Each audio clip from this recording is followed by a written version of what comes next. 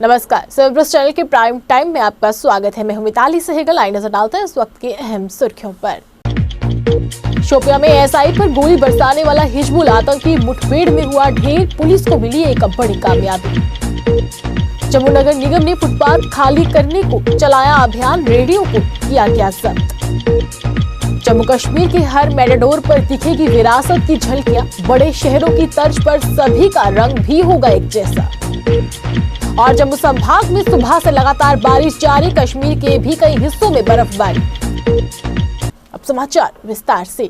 दक्षिण कश्मीर के शोपियां जिले में सुरक्षा बलों ने एक दिन पहले जम्मू कश्मीर पुलिस के सहायक उप निरीक्षक यानी कि एसआई शबीब अहमद पर गोलियां चलाने वाला हिजबुल मुजाहिदीन के आतंकियों को सुरक्षा बलों ने 24 घंटे के अंदर मुठभेड़ में मार गिराया। और सुरक्षा बलों ने मुठभेड़ स्थल से एक AK-47 राइफल, एक ग्रेनेड और 4 मैगजीन भी बरामद की है। मारे गए आतंकी की शिनाख्त शोपिया के बेगम निवासी उमर इशफाक मलिक उर्फ मूसा के रूप में हुई है। वे एक ए श्रेणी का आतंकी है और पुलिस प्रवक्ता के अनुसार आतंकी मूसा सुरक्षा बलों पर हमले और कई ज्यादा शोपिया में सहायक उप निरीक्षक शबीर अहमद पर हाल ही में हुए समेत कई नागरिक अत्याचारों में भी शामिल था। वहीं इसको अब मार गिराया है और जम्मू कश्मीर पुलिस इसको एक बड़ी कामयाबी मान रही है। जम्मू नगर निगम ने जम्मू शहर के कई क्षेत्रों में अतिक्रमण विरोधी अभियान चलाते हुए सड़क किनारों पर रखे गए सामान और रेहड़ियों को जब्त किया है। निगम आयुक्त अवनी लवासा के निर्देशों पर नगर निगम के खिलाफ मर्जी टीम ने अभियान के दौरान बिना अनुमति के लगी करीब 15 रेहड़ियों को जब्त कर लिया। इसके अलावा टीम ने पुलिस लाइन, पनामा चौक और जम्मू शहर के कई अन्य इलाकों का चक्कर लगाया और फुटपाथों के किनारों को खाली करवाया। इस दौरान रेहड़ी फड़ी वालों को चेतावनी दी गई कि वे ऐसे रेहड़ियों को सड़क किनारे लगाकर राहगीरों की दिक्कतों को न बढ़ाएं। ऐसे लोगों के खिलाफ उन्होंने बताया कि आगे भी कार्रवाई जारी रहेगी। वहीं पनामा चौक में खड़े रेहड़ी वालों ने जब टीम के आने का उनको पता चला तो वे रेल हेड कॉम्प्लेक्स की तरफ भागते हुए नजर आए। गौरतलब है कि जम्मू शहर के ज्यादातर इलाकों में फुटपाथ पर कब्जे किए गए हैं। इससे राहगीरों को पैदल चलने के लिए जगह नहीं मिलती, जिससे उन्हें काफी ज्यादा मुश्किलों का सामना करना पड़ता है। जम्मू और श्रीनगर शहर में संचालित होने वाली मैटाडोर पर अब जम्मू कश्मीर की कला, संस्कृति और विरासत की झलकियां देखने को मिलेगी। दोनों राजधानी शहरों में चलने वाली मैटाडोर का रंग भी एक जैसा ही होगा। इससे इन वाहनों की अलग से पहचान होने के साथ साथ उन्हें अनुशासित रूप मिलेगा। परिवहन विभाग ने व्यवस्था को लागू करने के लिए प्रदेश के लोगों से ग्राफिक डिजाइन के लिए सुझाव मांगे हैं, जिन्हें 7 दिनों तक विभाग के जम्मू और कश्मीर कार्यालय की ईमेल आईडी पर भेजना होगा। जम्मू श्रीनगर में चलने वाली मैटाडोर का लुक बदला नजर आएगा। मैटाडोर पर रंग बिरंगे डिजाइन के बजाय अब एक जैसा रंग होने के अलावा प्रदेश की कला, संस्कृति और विरासत की झलकियां देखने को मिलेगी। परिवहन ने आम लोगों से डिजाइन मांगे हैं। वहीं डिजाइन आने के बाद विभाग द्वारा गठित एक कमेटी सर्वश्रेष्ठ डिजाइन का चयन करेगा। इसके बाद सभी मैटाडोर उसका उपयोग किया जाएगा और नए वाहन खरीदने पर वाहन मालिकों को विभाग द्वारा इन तय डिजाइनों और रंग करवाना होगा, जबकि पुराने वाहनों को फिटनेस के समय उस रंग को लगाना होगा। मुख्य सचिव ने परिवहन विभाग को इसके लिए प्रक्रिया शुरू करने के निर्देश दिए हैं। जम्मू कश्मीर में वीरवार यानी कि आज मौसम ने अचानक से करवट बदली। सुबह से ही जम्मू संभाग की अगर हम बात करें तो वहां पर बारिश जारी होने के साथ साथ कश्मीर में बर्फबारी हो रही है। इससे कई इलाकों में यातायात भी प्रभावित हुआ है। उधमपुर, कठुआ, सांबा और राजौरी में लगातार बारिश हो रही है। इससे जनजीवन प्रभावित हो गया है। पर्यटन स्थल पटनीटॉप और नथाटॉप में बारिश के साथ बर्फबारी भी हुई है। घाटी की अगर बात करें तो कई स्थानों में भारी बर्फबारी हुई है। मौसम के बदले मिजाज से घाटी में ठिठुरन और तेज हो गई है। वहीं मौसम विज्ञान केंद्र श्रीनगर से आने वाले दिनों में उन्होंने बताया कि जम्मू संभाग के कुछ हिस्सों में भारी बारिश और बर्फबारी की चेतावनी है घाटी में। वहीं इससे हवाई सेवा के साथ जम्मू श्रीनगर राष्ट्रीय राजमार्ग प्रभावित हो सकता है। इसके साथ 4 और 6 फरवरी को मौसम और ज्यादा खराब हो सकता है। जम्मू कश्मीर में बुधवार को मौसम द्वारा बदली गई करवट का असर वीरवार को भी देखने को मिला, जब शहर तथा आसपास के क्षेत्रों में देर रात से बारिश शुरू हो गई। बारिश के कारण आम जनजीवन अस्त व्यस्त रहा और आम दिनों के मुकाबले सड़कों पर भी लोगों की संख्या कम दिखी। वहीं मौसम के बदले मिजाज से घाटी के साथ साथ जम्मू संभाग में ठिठुरन बढ़ी है और विभाग ने मौसम खराब होने की भी चेतावनी दी है। वन्य जीव संरक्षण विभाग कश्मीर की तरफ से अंतर्राष्ट्रीय वेटलैंड दिवस पर कार्यक्रम का आयोजन कर लोगों को इस दिवस को मनाने के बारे में जागरूक बनाया गया। इस कार्यक्रम के दौरान मंडला आयुक्त कश्मीर मुख्य अतिथि के रूप में मौजूद रही, जिन्होंने इस दिवस को लेकर प्रकाश डाला और दिवस को मनाने के बारे में मौजूद लोगों को जानकारी दी। इस दौरान वेटलैंड को बचाने हेतु एक हस्ताक्षर अभियान भी चलाया गया, जिसमें लोगों को शपथ दिलाई गई कि हमें वेटलैंड को किस तरह से सुरक्षित रखने में अपना योगदान देना है। इस अवसर पर विभाग की वार्डन राशिद जाया नक्श वेटलैंड के महत्व के बारे में उन्होंने बहुत सी जानकारियां दी और बताया कि कश्मीर संभाग में किस तरह से विभाग द्वारा इनकी देखभाल की जा रही है। जिला किश्तवाड़ से आए हुए काफी संख्या में लोगों ने आज भारतीय जनता पार्टी में शामिल हुए और पार्टी का दामन थामा, जिनका पार्टी प्रदेश अध्यक्ष रविंद्र रैना द्वारा हार पहनाकर जोरदार तरीके के साथ स्वागत किया गया। त्रिकुटा नगर स्थित पार्टी कार्यालय में आयोजित इस कार्यक्रम के दौरान पूर्व उप मुख्यमंत्री कविंद्र गुप्ता सहित पार्टी के कई वरिष्ठ नेता भी मौजूद रहे।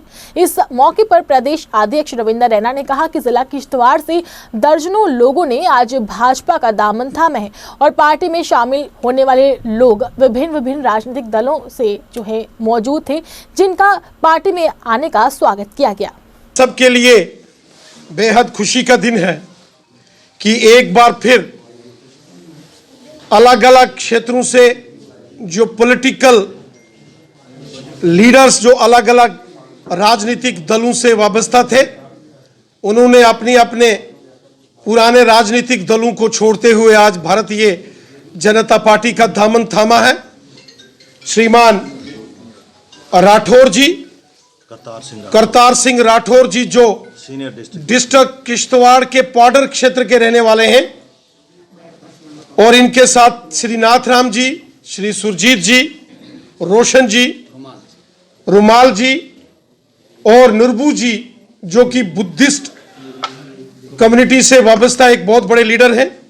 आज इन सब ने भारतीय जनता पार्टी का दामन थामा है। मैं इन सभी साथियों का दिल की गहराई से भारतीय जनता पार्टी में स्वागत करता हूं, अभिनंदन करता हूं। साथियों, श्रीमान करतार चंद राठौर जी हो, ये नेशनल कॉन्फ्रेंस के उस क्षेत्र के एक बड़े मायानाज हस्ती के नाते से इनकी पहचान थी, लेकिन आज इन्होंने नेशनल कॉन्फ्रेंस को त्याग पत्र देते हुए, छोड़ते हुए भारतीय जनता पार्टी का दामन थामा है। और इन्हीं के साथ साथ जो इनके बाकी साथी हैं, जो कि किश्तवाड़ जिले से ताल्लुक रखते हैं और दूर दराज के पहाड़ी पर्वतीय क्षेत्र के रहने वाले हैं, मैं इन सभी साथियों का दिल की गहराई से भारतीय जनता पार्टी में स्वागत करता हूं। आज पूरे जम्मू कश्मीर के अंदर चारों दिशाओं में आज बड़ी तादाद में लोग भारतीय जनता पार्टी में शामिल हो रहे हैं। Bharatiya Janata Party industries and trade cell के राज्य संयोजक श्यामलाल लंगर द्वारा आज एक पत्रकार वार्ता का आयोजन कर केंद्र सरकार द्वारा हाल ही में पेश किए गए आम बजट का स्वागत किया गया।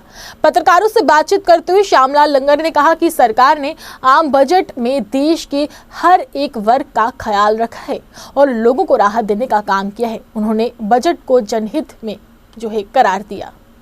और आज की जो प्रेस कॉन्फ्रेंस है, ये हम इसलिए कर रहे हैं कि जो हमारे नरेंद्र भाई मोदी जी और हमारी फाइनेंस मिनिस्टर जी ने जो बजट पेश किया, उसके ऊपर ये वार्ता है।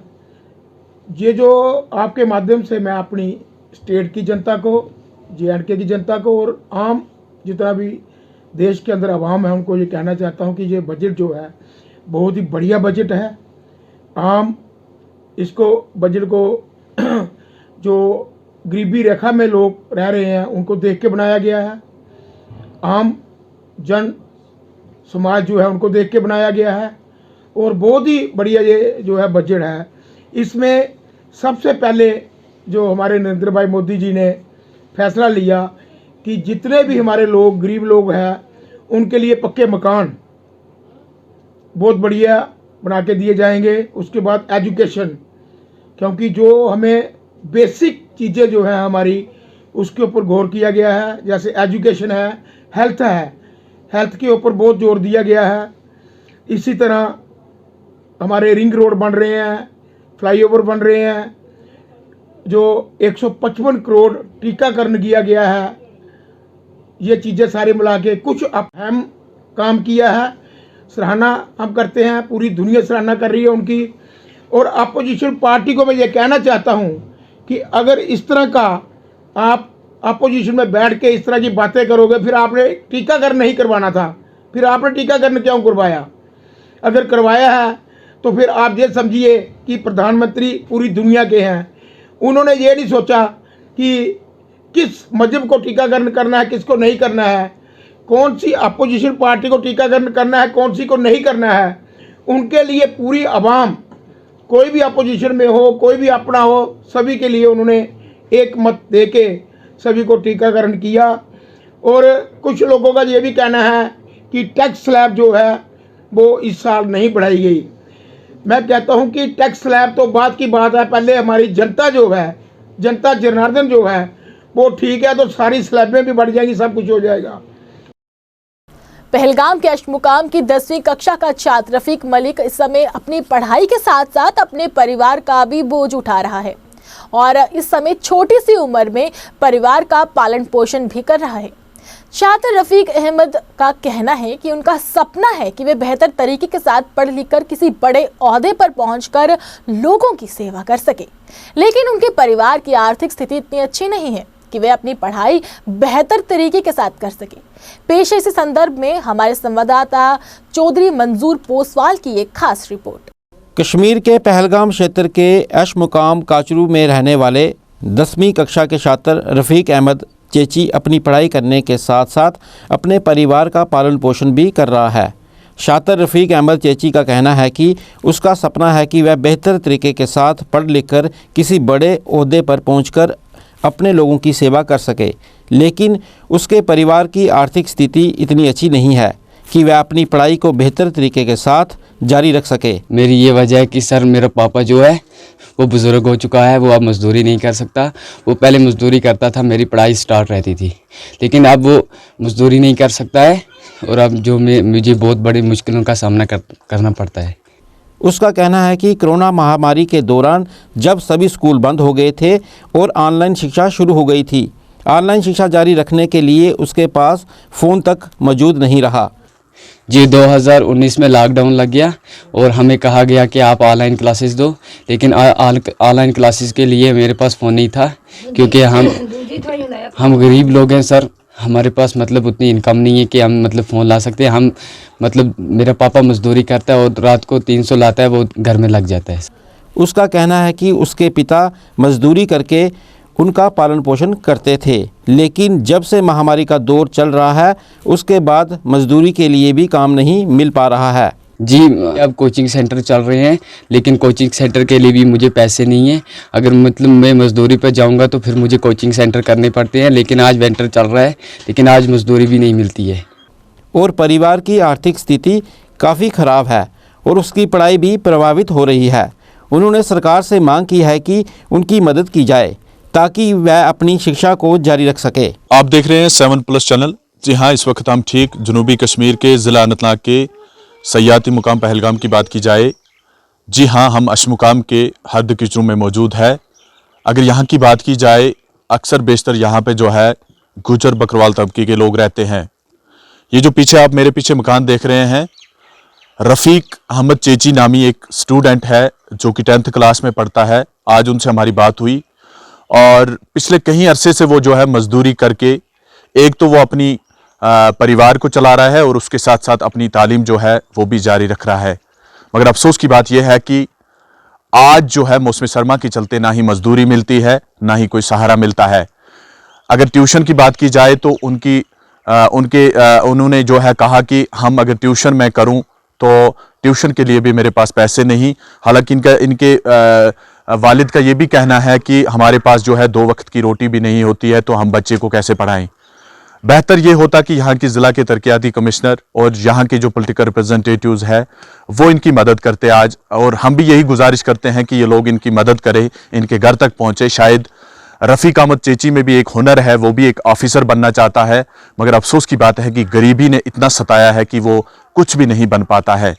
रफ़ीक अहमद चेची ने कहा कि बिल्कुल जो जिस तरीके से लगातार जो है हर कश्मीर के हर ज़िला से जो है पिछले दिनों से जो नीट के नताइज जो जाहिर हुए थे उनमें अक्सर बेशतर जो है कश्मीर के लड़कों ने जो है MBBS में क्वालिफाई किया था। रफ़ीक का ये भी कहना है कि मेरी भी एक शौक़ थी कि मैं बड़ा एग्ज़ाम क्वालिफाई कर लेता और मैं अपने गांव का नाम भी रोशन कर लेता और इसके साथ साथ मुल्क का नाम भी रोशन करता, मगर अफसोस की बात यह है कि ना ही मेरे पास पैसे है, ना ही पढ़ने के लिए कोई इस तरह की चीज़ है जिस चीज़ को मैं या पैसों को लेके अगर बात की जाए, इनके पास जो है बिल्कुल भी जो है पैसे भी नहीं है, ना ही माली हालत इनकी जो है वो अच्छी है। बहरहाल हमारी भी एक गुजारिश है यहाँ की ज़िला की तरक्याती कमिश्नर से कि फिलफौर इस बात पर नोटिस लेके यहाँ का रुख किया जाए और यहाँ पे आके देखा जाए ताकि रफ़ीक की हेल्प हो जाए, रफ़ीक मजदूरी करने पर मजबूर ना हो, रफ़ीक पढ़ लिख के जो है एक ऑफिसर बन जाए। 7+ के लिए पहलगाम से मैं मंजूर।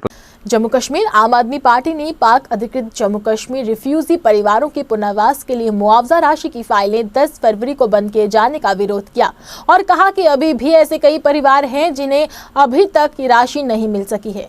ऐसे में इस योजना को लगातार जारी रखा जाना चाहिए ताकि सभी परिवारों को इसका लाभ मिल सके। वहीं पत्रकारों से बातचीत करते हुए आम आदमी पार्टी के नेता ओम प्रकाश खजूरिया ने कहा कि अगर सरकार ने अपने इस निर्णय को वापस नहीं लिया तो वह विरोध प्रदर्शन करने के लिए मजबूर हो जाएंगे।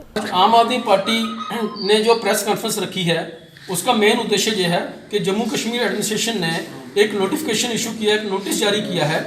उस नोटिस के मुताबिक जो 2016 के अंदर प्राइम मिनिस्टर एक रिलीफ पैकेज जम्मू कश्मीर सरकार से मिलके एक 5.5 लाख रुपए का एक पैकेज अनाउंस किया गया था 1965, 1971 और POJK के 1947 के रिफ्यूजियों के लिए, जिसमें 26,319 फैमिली POJK की थी और 10,065 फैमिली थी 1971-1965 की। तो आज तक यह सिर्फ पैकेज सिर्फ अवेयर कर पाए हैं लगभग 20,814 लोग और लगभग हमारा जो आम आदमी पार्टी का मानना है लगभग 16,000 केस अभी पेंडिंग हैं और जो जम्मू कश्मीर एडमिनिस्ट्रेशन उस स्कीम को क्लोज करने जा रही है, जिसमें इन्होंने लास्ट डेट रखी है 7 तारीख तक, जब कोर्ट बंद हैं। सभी कोविड के चलते सभी काम पेंडिंग है कोर्ट के अंदर। बहुत सारे लीगल डॉक्यूमेंट्स POJK के और 1971 के 65 के जो DPs हैं उनके लीगल डॉक्यूमेंट्स नहीं पढ़ रहे हैं। जब सुप्रीम कोर्ट की गाइडलाइन है कि कोई भी जो हमारा जो लिमिटेशन पीरियड्स वो फरवरी अंत तक वो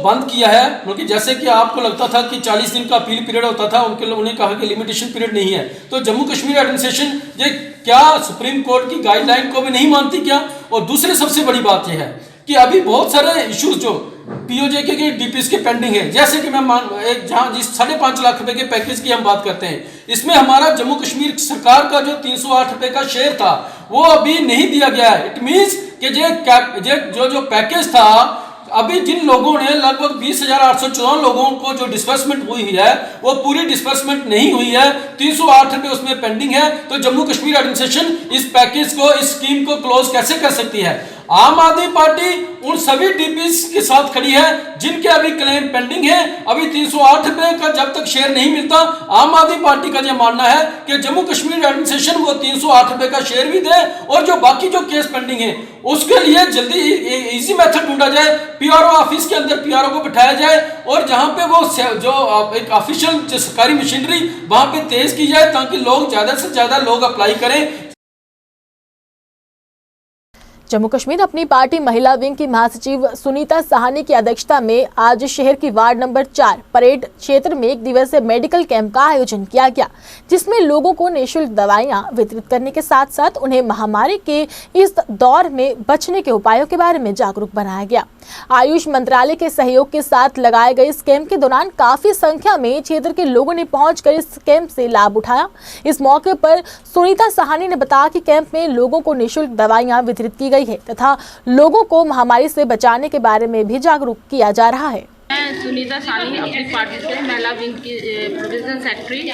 मैंने यहाँ पे आज ये कैंप लगाया आयुष्मान का, ताकि यहाँ पे लोगों को दवाइयाँ डिस्ट्रीब्यूट होए फ्री में। आजकल का कोविड का जो चल रहा है सिस्टम, उसके लिए बचने के लिए खांसी जुकाम इम्यूनिटी बूस्टर च्यवनप्राश वगैरह सबका हमने यहाँ पे कैंप लगाया ताकि मेरे वार्ड के सभी लोग तंदुरुस्त और ठीक रहें। और मैं सभी वार्ड वालों को ये कह रही हूँ कि आके दवाइयाँ यहाँ से लेके जाएँ ताकि आपकी सेहतें ठीक रहे, ताकि आप इस कोविड के टाइम पे सब बचें। और मैं यही कहूँगी कि सबको दवाई आके ले जाएं। जम्मू कश्मीर आम आदमी पार्टी ट्रेड यूनियन के प्रधान सेवा सिंह बाली की अध्यक्षता में पार्टी कार्यकर्ताओं ने दिल्ली में जम्मू कश्मीर पुलिस में तैनात एसपीओज की मांगों को लेकर विरोध प्रदर्शन किया और केंद्र सरकार से मांग करते हुए कहा कि एसपीओज को स्थायी करने हेतु कोई जल्द से जल्द नीति बनाई जानी चाहिए और उनकी वेतन में भी वृद्धि की जानी चाहिए। उन्होंने चेतावनी देते हुए कहा कि अगर जल्द से जल्द सरकार ने इस दिशा में कोई कदम नहीं उठाया तो आम आदमी पार्टी के कार्यकर्ता बड़ा आंदोलन करने पर मजबूर हो जाएंगे, जिसकी जिम्मेवार प्रशासन व राज्य प्रशासन होगी। सबसे पहले मैं आज दिल्ली में सभी मीडिया का धन्यवाद करना चाहूँगा। जिस तरीके से आप सभी जानते हैं कि हमारे जम्मू कश्मीर लद्दाख के अंदर लगभग 40,000 के करीब एसपीओज भाई और बहनें जो अपनी ड्यूटियाँ सर अंजाम दे रहे हैं, जिनमें कुछ डिसएंगेज एसपीओज हैं और कुछ को रिटायर किया गया है विदाउट रिटायरमेंट बेनिफिट। उसके लिए हमने कल देश के प्रधानमंत्री साहब को एक मेमोरेंडम दिया है और देश के होम मिनिस्टर साहब को भी एक मेमोरेंडम दिया है, जिसमें हमने ये मांग की है कि जो काफ़ी अरसे से हम आवाज़ को बुलंद कर रहे हैं, उसमें सबसे पहला मुद्दा हमारा ये है कि जम्मू कश्मीर लद्दाख के अंदर जितने भी एसपीओज हमारे भाई और बहनें जो सर्विस कर रहे हैं, उनकी रेगुलर पॉलिसी फ्रेम हो जानी चाहिए जल्द से जल्द और उनकी सैलरी कांस्टेबल के बराबर होनी चाहिए। दूसरा मुद्दा हमारा जो डिसएंगेज एसपीओज हैं उनकी वेरिफिकेशन करके, जिसमें ऑलरेडी होम मिनिस्टर साहब ने 2 बार लिखा भी है और कल हमने एक बार फिर उनसे गुहार लगाई है कि उनको बहाल किया जाए। हमारा ये मुद्दा जो है, हमने यहाँ पर एक छोटा सा प्रोटेस्ट करके गवर्नमेंट ऑफ इंडिया और होम मिनिस्टर साहब को और प्राइम मिनिस्टर साहब को याद दिलाने की कोशिश की है, जिस तरीके से हमारे जम्मू कश्मीर के अंदर जिस हालात में हमारे एसपीओज भाई और बहनें शहादत तक दे रहे हैं, उनको जो मिलना चाहिए था उनको नहीं मिल रहा है। इसलिए हमने आज से हम ये पैगाम देना चाहते हैं और ऑनरेबल होम मिनिस्टर और ऑनरेबल प्राइम मिनिस्टर साहब से अपील करना चाहते हैं कि इन मुद्दों पर वो ज़ाती संज्ञान लें।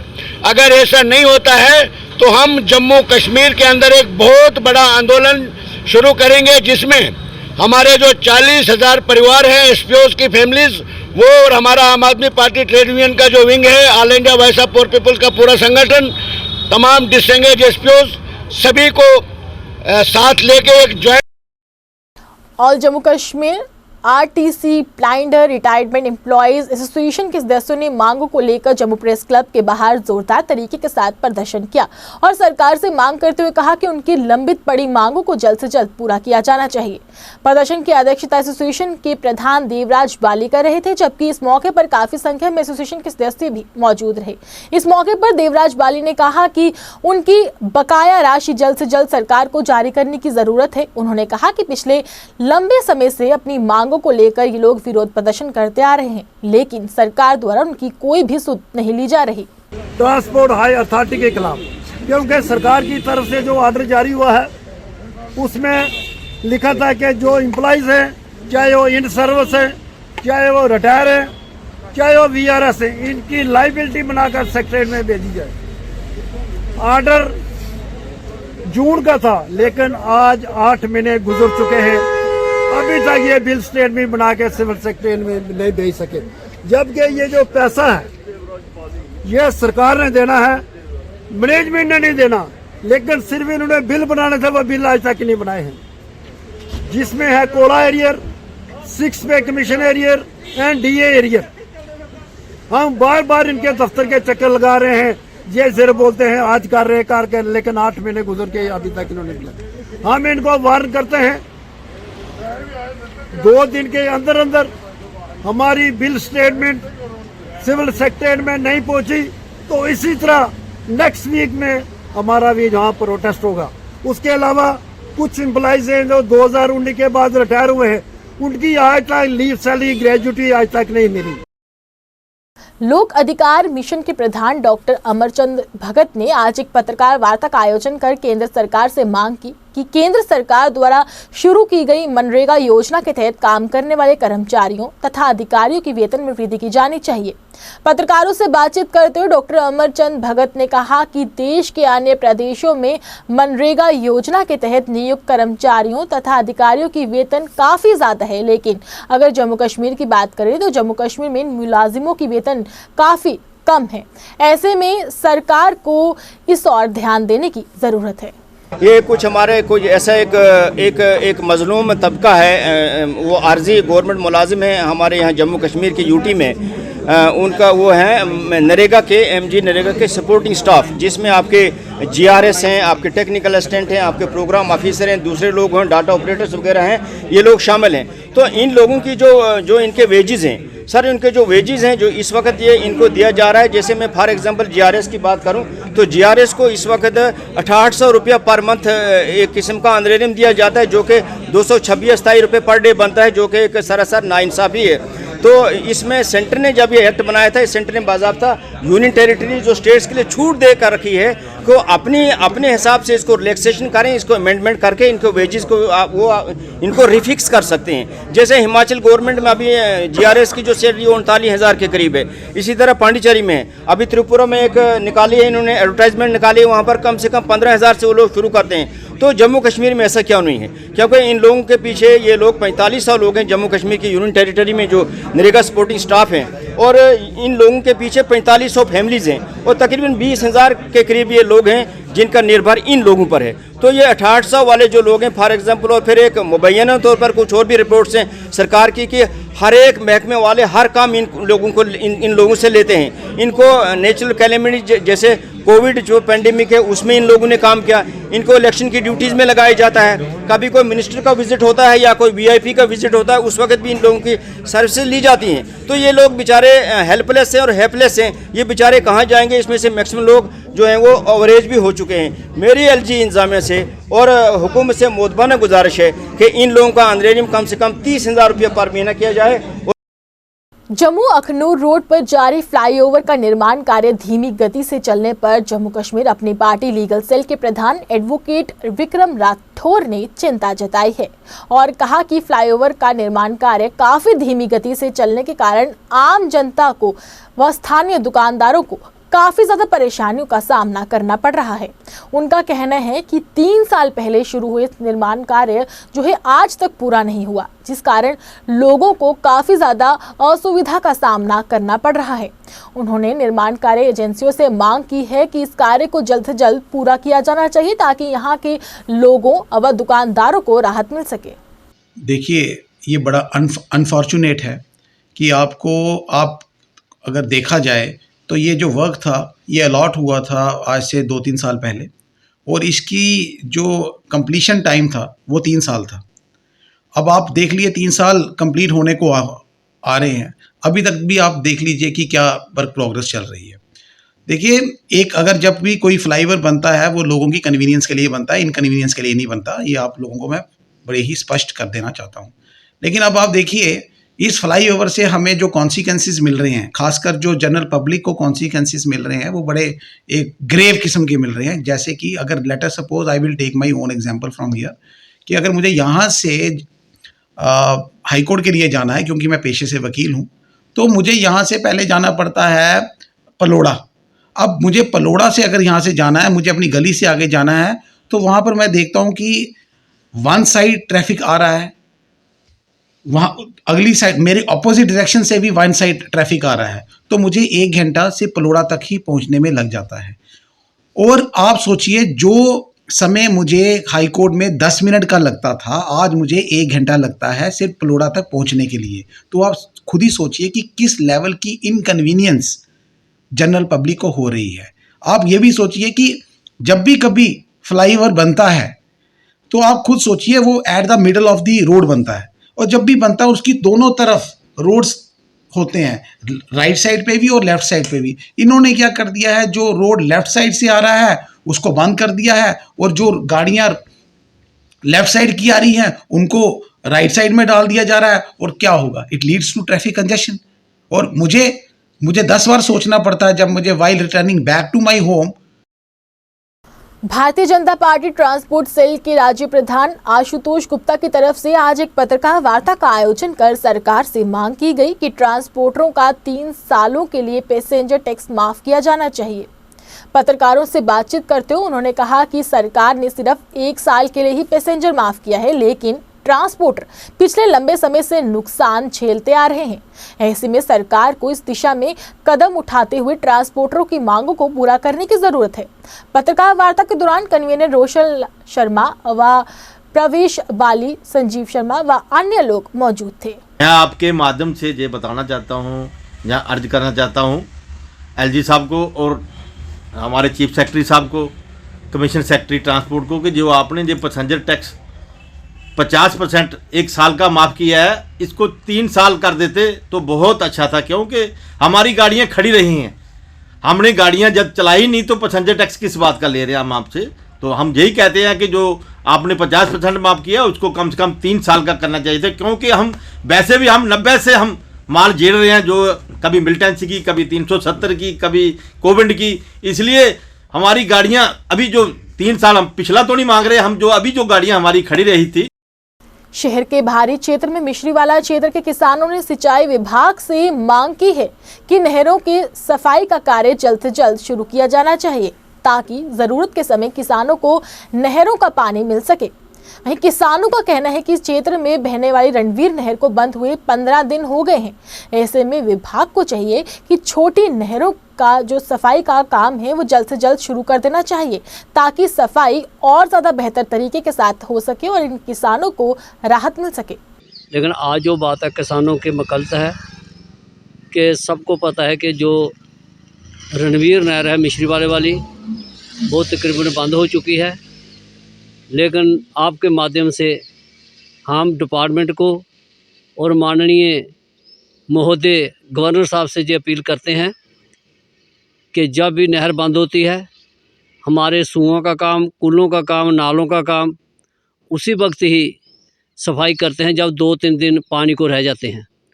लेकिन हम डिपार्टमेंट को ये अपील करते हैं, कम से कम अभी 15 दिन हो गए नहर को बंद हुए, हम ये रिक्वेस्ट करते हैं कि जो नहर का काम या कूलों का काम है, इसको सफाई अभी से शुरू करनी चाहिए, ताकि जो हमारी कूलें और जो नाले हैं अच्छी तरह से साफ़ हो सके, क्योंकि जो ज़िम्मेदार है उसका पूरा निर्भर पानी पे है। हम चाहते हैं कि जब कूलें अच्छी सफाई होगी, नाले अच्छे सफाई होंगे, तो हमारा पानी भी आगे पीछे वेस्ट नहीं जाएगा। हमारा पानी जो है किसानों को बड़े अच्छे तरीके से ज़मीनों में निकासी के लिए आ सकता है। हम ये अपील करते हैं कि जो नहर है वो मार्च को या कहीं भी बंद होनी है, लेकिन उसके पहले आज से ही जो कूलों का काम जो शुरू होना चाहिए, ताकि किसान भी खुशहाल उनको पानी अच्छे तरीके से मिल सके। खेल जगत से जुड़े लोगों ने आज एक कैंडल मार्च निकालकर शेरे पुंछ तथा पूर्व एमएलसी यशपाल शर्मा को श्रद्धांजलि दी। वहीं इस कैंडल मार्च स्पोर्ट्स स्टेडियम से शुरू हुआ और यशपाल शर्मा के निवास स्थान पर जाकर संपन्न हुआ। इस मौके पर खेल जगत से जुड़े लोगों ने कहा कि उनके द्वारा आज एक कैंडल मार्च निकाला गया है, जो पूर्व एमएलसी को श्रद्धांजलि के रूप में दिया गया है। उन्होंने कहा कि वे एक अच्छे राजनेता थे, जिन्होंने हर वर्ग की मांग को जोर शोर के साथ उठाया है। देखिए, आज स्पोर्ट्स स्टेडियम से लेकर शर्मा साहब के घर तक एक कैंडल मार्च जो है निकाला गया। जितने भी हमारे स्पोर्ट्स स्टेडियम में कोचिंग अलग अलग डिसिप्लिन में बच्चों को कोचिंग जो है वो दे रहे हैं, जिसमें हमारे पवन कुमार शर्मा, मतिंदर पाल सिंह अफरीदी जी, निर्दोष कुमार शर्मा, सौरभ शर्मा जी, नीरज जी और इन मुश्ताक कोच जी, दूसरे जो हमारे सौरभ कोच जो बॉक्सिंग के हैं, इन सब ने मिलकर एक कैंडल मार्च उनके लिए घर तक जहाँ पर लाया। शर्मा साहब खुद जो थे वो इस स्टेट के सिल्वर मेडलिस्ट थे नेशन में। उनको एक स्पोर्ट्स को जागृत करने के लिए उन बच्चों को एक लेसन दिया गया कि शर्मा साहब ने आज तक से कई दशकों पहले। मैं हॉकी कोच हूँ यहाँ पे। जो हमारा ये आज का जो प्रोग्राम था, एक स्पोर्ट्स पुंछ की जितनी भी स्पोर्ट्स फेडरेटी है उसके कुछ एक हमारे जो यशपाल शर्मा जी जो हमारे बीच नहीं आज उनको एक श्रद्धांजलि थी। मैं ये कहना चाहूँगा, जितनी हमारी स्पोर्ट्स फेडरेटी है उससे एक श्रद्धांजलि शर्मा साहब को, जो उनके काम थे उनको आज हमने याद किया। इस चीज़ का जो सदमा है वो हम कभी पूरा नहीं कर पाएंगे शर्मा साहब को। बट मैं यहाँ पर ये चीज़ कहना चाहूँगा कि जो भी आज पुंछ में एक सेकुलरिज्म का नाम दिया जाता है, वो एक शर्मा साहब भी दिया। जब भी हम कहीं भी जम्मू कश्मीर में देखते हैं, कहीं भी कोई इंसिडेंट होता है या कोई भी ऐसा वाद होता है, तो पुंछ हमारा एक ऐसा डिस्ट्रिक्ट है आज हिस्ट्री में कभी ऐसा नहीं देखा गया कि किसी कम्युनिटी के बीच में आपका झगड़ा हो। वो जो एक सेकुलरिज्म का जम्मू कश्मीर में विधानसभा सीटों के पुनर्गठन के लिए परिसीमन आयोग द्वारा दी जाने वाली रिपोर्ट में अगर सुचेतगढ़ विधानसभा सीट के साथ किसी तरह की कोई छेड़छाड़ की गई तो सुचेतगढ़ क्षेत्र के लोग सड़कों पर उतरने के लिए मजबूर हो जाएंगे। ये बात कांग्रेस पार्टी के वरिष्ठ नेता चौधरी मोहन सिंह ने आरएसपुरा में आयोजित एक पत्रकार वार्ता के दौरान कही। पत्रकारों से बातचीत करते हुए चौधरी मोहन सिंह ने कहा कि इस तरह की बातें सुनने को मिल रही हैं कि जम्मू कश्मीर में विधानसभा सीटों के पुनर्गठन के लिए परिसीमन आयोग द्वारा जो रिपोर्ट तैयार की गई है उसमें सुचेतगढ़ विधानसभा सीट को खत्म करके उसे आरएसपुरा विधानसभा क्षेत्र के साथ जोड़ा जा रहा है, जिसे किसी भी कीमत पर सहन नहीं किया जाएगा। इस दौरान बीडीसी चेयरपर्सन निशा कुमारी भी उपस्थित थी। इनके माध्यम से, लोगों के माध्यम से र्यूमर बीजेपी की तरफ से, अदर पार्टी की तरफ से निकल के आ रही है, उनसे जो हमने सुना है कि हमारा हल्का सुचेतगढ़ ये ख़त्म करने जा रहे हैं। जो हमें एक बॉर्डर हल्का मिला था हमारे सब रेफ्यूजी भाई को, जो सुचेतगढ़ हल्का है इसमें हम 85% रेफ्यूजी हैं। पाकाकोट कश्मीर से 47 के, उसके बाद 65 के, 71 के, सब हम रेफ्यूजी हैं। बेस्ट पाकिस्तानी हम रेफ्यूजी लोग हैं यहाँ जितने भी और सुचेतगढ़ में बैठे हैं। मैं इस सरकार को आगाह करना चाहता हूँ, जो हमारे रेफ्यूजियों को हक मिला था एक बहुत मुद्दत बाद, पहले हम अपना हल्का छोड़ के वहाँ की सारी सीटें हमारी चलेगी, तो हमें जो कांग्रेस पार्टी ने एक उसकी देन थी, जो हमें एक हल्का बॉर्डर बनाने को लक्ष्य दिया, उसके पहले हमारा यहाँ एक पाई पैसा नहीं लगता था। हमारा जितना भी हल्का पूरा बॉर्डर को घूमता है, तो इसलिए हमें इसका फ़ायदा था, हमारी डेवलपमेंट। और जितने में आज तक जीत के गए हैं सब रेफ्यूजी के हैं। मैं आपको बताना चाहता हूँ, जहाँ चिप बिरादरी के लोग बैठे हैं वो भी रेफ्यूजी से तलक रहे, सरदार कम्युनिटी के वो भी रेफ्यूजी से, यहाँ भक्त बिरादरी हमारी वो भी रेफ्यूजी की, रामदासी बिरादरी है, और इससे ज़्यादा मेजॉरिटी जाट बिरादरी की, ये सब लोग रेफ्यूजी हैं। पुंछिया बिरादरी, जो ब्राह्मण बिरादरी जी हमारे शर्मा साहब हमारे साथ बैठे हैं, ये सब हम रेफ्यूजी हैं। तो हमारा जो कत्ल हो रहा है, जो ओबीसी के लोग हैं वो भी हमारे रेफ्यूजी हैं, जो 47 से 71 से आए हैं। हमारी ये मांग है कि इस हल्के को सरकार गलती ना करे ख़त्म करने की। बड़ी मुश्किल से मिला था, और खासकर आरएसपुरा को भी नुकसान हो रहा है। जो हमारा आरएसपुरा हम सुनने में आ रहा है कि गांधीनगर के साथ जोड़ रहे हैं। आइए चलते चलते एक बार फिर से नजर डालते हैं इस वक्त की अहम सुर्खियों पर। शोपियां में एसआई पर गोली बरसाने वाला हिजबुल आतंकी मुठभेड़ में हुआ ढेर, पुलिस को मिली एक बड़ी कामयाबी। जम्मू नगर निगम ने फुटपाथ खाली करने को चलाया अभियान, रेडियो को किया गया जब्त। जम्मू कश्मीर के हर मेटाडोर पर दिखेगी विरासत की झलकियां, बड़े शहरों की तर्ज पर सभी का रंग भी होगा एक जैसा। और जम्मू संभाग में सुबह से लगातार बारिश जारी, कश्मीर के भी कई हिस्सों में बर्फबारी। 7+ चैनल के प्राइम टाइम में बस इतना ही। मुझे और मेरी टीम को दीजिए इजाजत और आप देखते रहिए 7+ चैनल। नमस्कार।